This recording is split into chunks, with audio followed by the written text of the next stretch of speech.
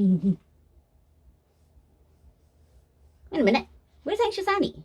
Probably just taking a little time for himself. But he's okay. I checked on him before I came over. He said he was fine yesterday when I asked. And he told Logan the same. Indeed. So all you guys have been asking him how he's feeling over and over. Yes?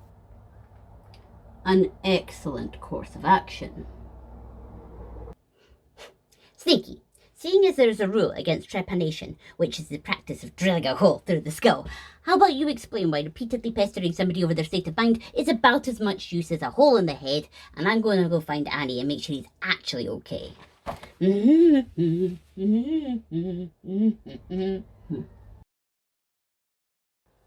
Ah, Virgil, there you are. How did you find me? Piece of piss. I just looked for the darkest, spookiest corner, and there you are.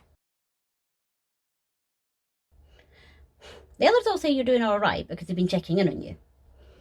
I gotta bet that gets irksome real quick. Like raggedy bits of skin around your fingernails that you just want to gnaw and gnaw and gnaw at. I'm doing better. Really, I am. But then everyone keeps asking over and over and over, which means I have to think about how I'm doing over and over and over until it stops becoming not bad and starts becoming...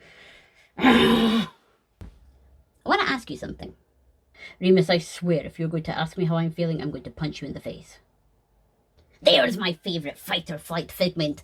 Do you remember that time you punched me so hard I swallowed some teeth? Happy memories. Anyway, what do you reckon the lethal dosage of bones ingested is? What in the ever-loving fuck?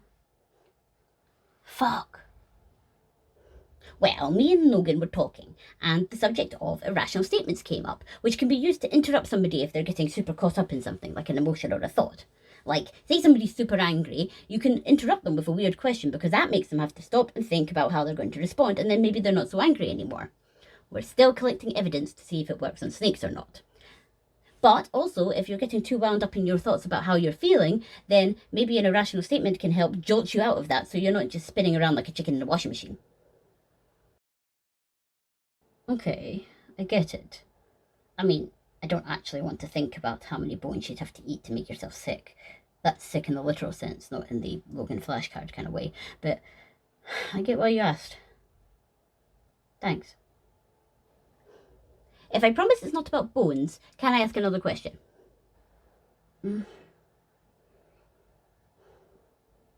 Sure. Do you want to come to the book group today?